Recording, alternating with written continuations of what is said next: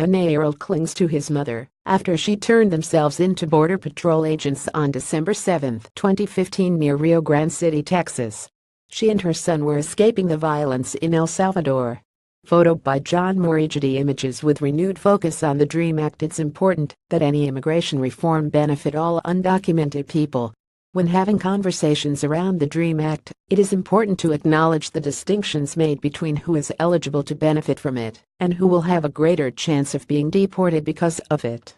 Organized Communities Against Deportations. OCAD is an undocumented group that fights deportations and criminalization of Black, brown and immigrant communities in Chicago and surrounding areas.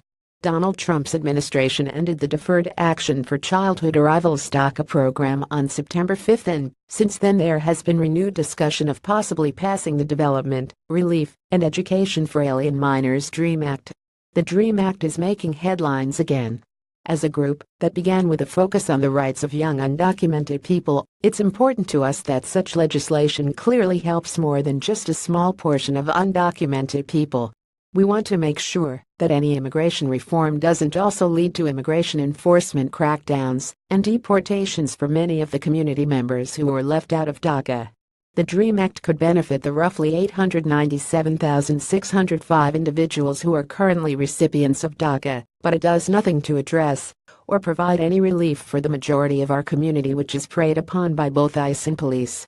In fact, Democrats are bargaining for the DREAM Act with Trump in exchange for greater immigration enforcement, which would create a more dangerous border and ensue chaos on the immigrant community as a whole. Our lives are complicated, not static nor inspirational. Our experiences are varied, and navigating the world as a person who is undocumented is contingent on many factors. We are Black, brown, indigenous, queer, gender non-conforming, differently abled, poor, and Muslim. Some of us also have criminal records. Not having a path to citizenship does not create a singular experience. The ways in which we are treated in the United States is informed by the multiplicity of our lives. When having conversations around the DREAM Act, it is important to acknowledge the distinctions made between who is eligible to benefit from it and who will have a greater chance of being deported because of it.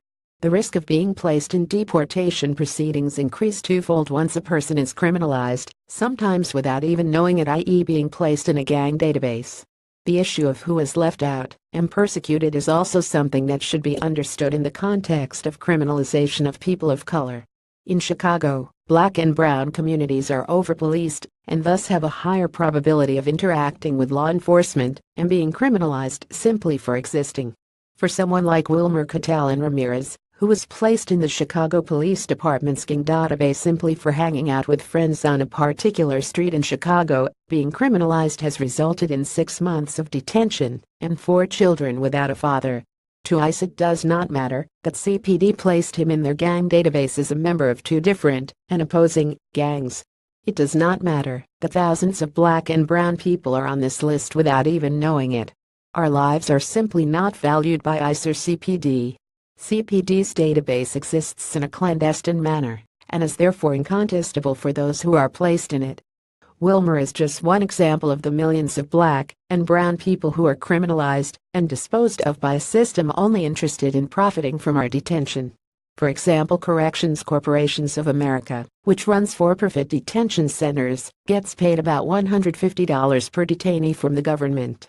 Having our community arbitrarily divided into those deserving of rights and those who are expendable reflects a system that never was meant to acknowledge our community's full humanity in the first place.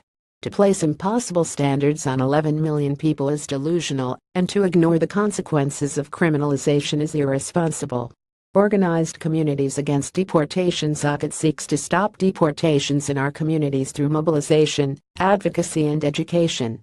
OCAD emerged out of the work of the Immigrant Youth Justice League, and since 2012 OCAD has led public campaigns to stop deportations in Illinois.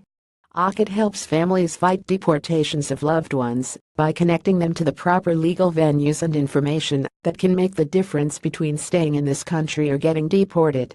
If you like this, check out View Comments.